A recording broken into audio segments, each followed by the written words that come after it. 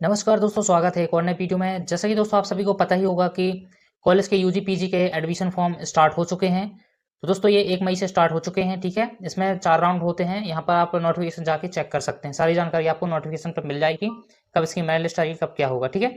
तो आज की वीडियो दोस्तों हम जानेंगे कि आप BSc BA BCom या किसी भी कोर्स में आप एडमिशन लेना चाहते हैं तो इसका ऑनलाइन फॉर्म आप कैसे भर सकते हैं, कैसे आपको रजिस्ट्रेशन करना है, सारी चीज़ें मैं आपको स्टेप स्टेप बताऊंगा। किन चीज़ों का ध्यान रखते हुए आपको ये फॉर्म फिल करना है, ठीक है। तो जो भी छात्र छात्राएं दोस्तों 12th पास यहाँ पर किए हैं, वो सभी दोस्तों ई प्रवेश की ऑफिशियल वेबसाइट से यहाँ से आप अपना पंजीयन कर सकते हैं, रजिस्ट्रेशन कर सकते हैं किसी भी कोर्स के लिए, ठीक है। तो चलिए दोस्तों वीडियो स्टार्ट करते हैं। और दोस्तों हाँ, अगर चैनल पर पहली बार है तो चैनल को प्लीज़ सब्सक्राइब करें। और इसके लिए दोस्तों आपको यहाँ पर अप्लाई नाउ के ऑप्शन पर क्लिक कर देना है, ठीक है। जैसे आप अप्लाई नाउ के ऑप्शन पर क्लिक करते हैं, इस प्रकार का आपको एप्लीकेंट रजिस्ट्रेशन का पोर्टल ओपन हो जाएगा, ठीक है।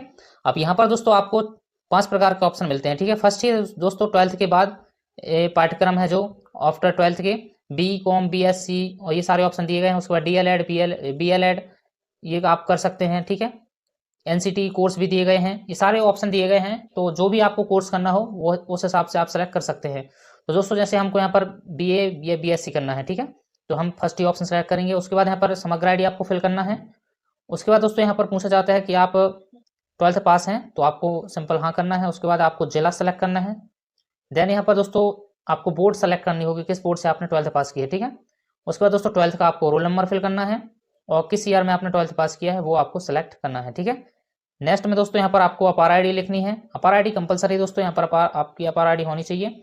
नहीं है तो यहाँ पर क्लिक हेयर से आप अपार ID बना सकते हैं। इस प्रकार से आपको बेसिक जानकारी आप भर दें और कैप्चा फिल करके यहाँ पर गेट डाटा पे क्लिक कर दें। जैसे ही आप दोस्तों थोड़ा वेट करना होगा। यहाँ पर दोस्तों 12th की मार्कशीट में आपका नाम क्या है वो यहाँ पर देखने को मिलेगा और समग्र में नाम क्या है। तो यहाँ पर दोस्तों आपका समग्र में और 12th की मार्कशीट में नाम एक सा होना चाहिए, इस चीज़ का जरूर ध्यान रखें। इसको आपको ओके करना है। अभी दोस्तों पोर्टल में सुधार होगा क्योंकि समग्र का ऑप्शन यहाँ पर हर साल ही मतलब दिक्कत आती है। उसके बाद दोस्तों हम यहाँ पर कैटेगरी चुनेंगे और यहाँ पर आपको डेट ऑफ बर्थ फिल करनी है, जो कि आपको 10th की मार्कशीट और 12th की मार्कशीट के अनुसार ही फिल करनी है।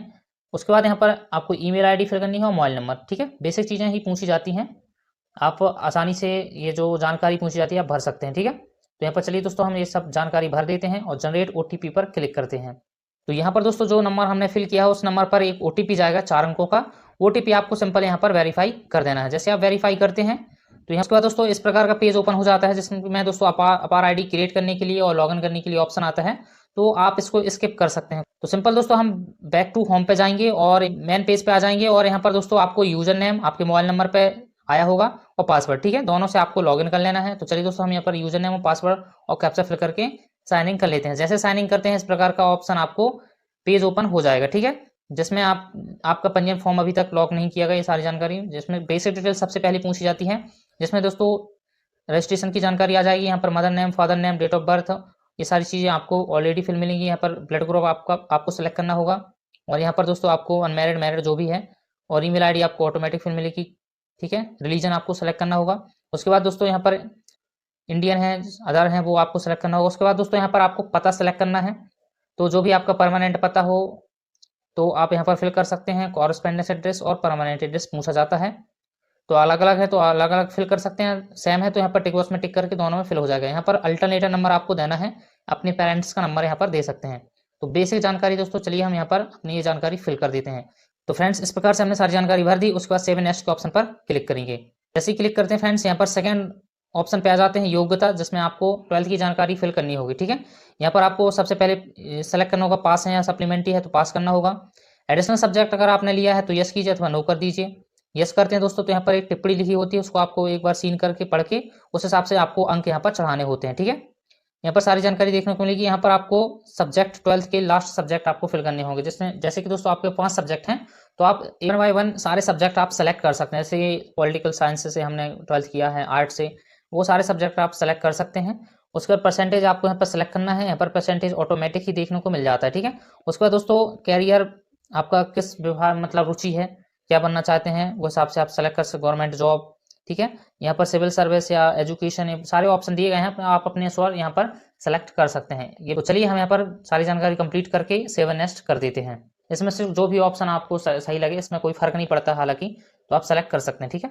इसके बाद दोस्तों नेक्स्ट पेज ओपन हो जाता है, जिसमें आपको यहाँ पर आरक्षण विवरण देना है। यहाँ पर आपका मूल निवासी यस है कर देना है, ठीक है। आरएस नंबर आपको रजिस्ट्रेशन नंबर फिल करना है, डिस्पोजल डेट, और यहाँ पर चूज फाइल पे आप अपलोड कर सकते हैं। यहाँ पर ऑटोमेटिक ही मूल निवासी आपका अपलोड हो जाता है, ठीक है। उसके बाद दोस्तों अल्पसंख्यक पूछा जाता है तो आपको नो कर देना है, ठीक है। और यहाँ पर दोस्तों आपके पास वोटर ID कार्ड है ये पूछा जाता है, तो आपको अगर है तो यस कीजिए अथवा नो कर दीजिए। उसके बाद दोस्तों यहाँ पर BPL कार्ड पूछा जाता है, अगर है तो यस कीजिए अथवा नो कर दीजिए। जैसे आप यस करते हैं फ्रेंड्स, तो यहाँ पर आपको BPL क्रमांक आपको फिल करना होगा, ठीक है। तो आप देख के फिल कर सकते हैं। बाकी दोस्तों यहाँ पर और भी ऑप्शन दिए गए हैं, तो यहाँ पर हम ये नो कर देते हैं। उसके बाद यहाँ पर MP टास्क की प्रोफाइल अगर आपके पास है तो वो फिल कर सकते हैं। वार्षिक आय आपको फिल करनी होगी, जितनी भी आपकी आय है, ठीक है।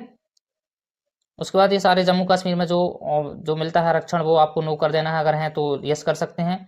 उसके बाद कोई सिविल सर्विस में संपर्क में है तो यस कीजिए तो नो कर दीजिए।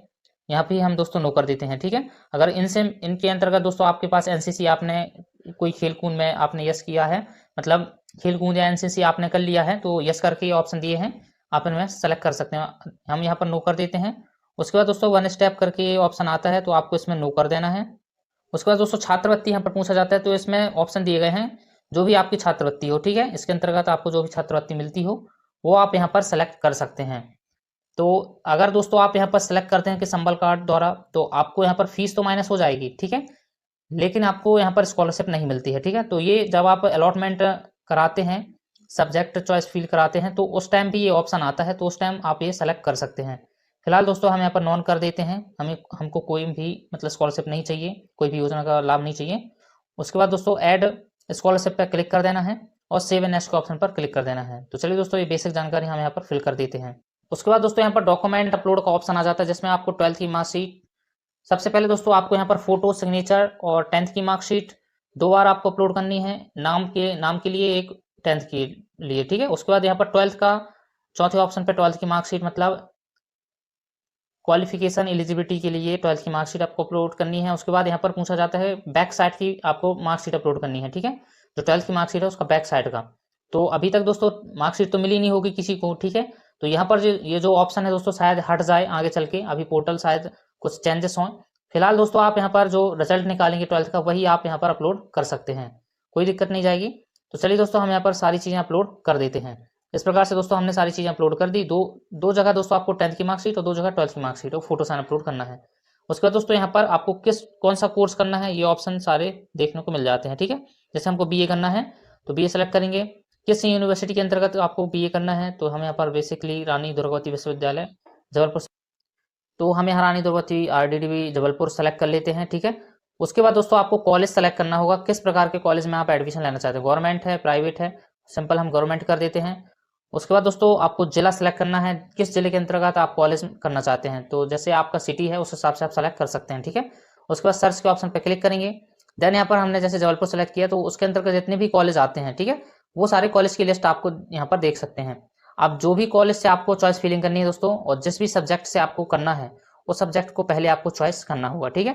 जैसे हम यहाँ पर कॉलेज आ गया है, अब किसी एक सब्जेक्ट को हम चॉइस फिलिंग करते हैं, ठीक है। यहाँ पर सभी सब्जेक्ट अलग अलग दिखेंगे, एक ही कॉलेज रहेगा लेकिन सब्जेक्ट अलग अलग दिखेंगे मेजर, ठीक है। तो जिस भी कॉलेज से आप मेजर रखना चाहते हैं आगे चल के, वो आपको सेलेक्ट करना है। जैसे आप एरो के आइकन पे क्लिक करते हैं तो इस प्रकार से चॉइस फिलिंग हमारी हो जाती है, ठीक है। उसके बाद सेव एंड नेक्स्ट के ऑप्शन पर क्लिक कर देंगे। तो चॉइस फिलिंग करना बहुत ही आसान है दोस्तों।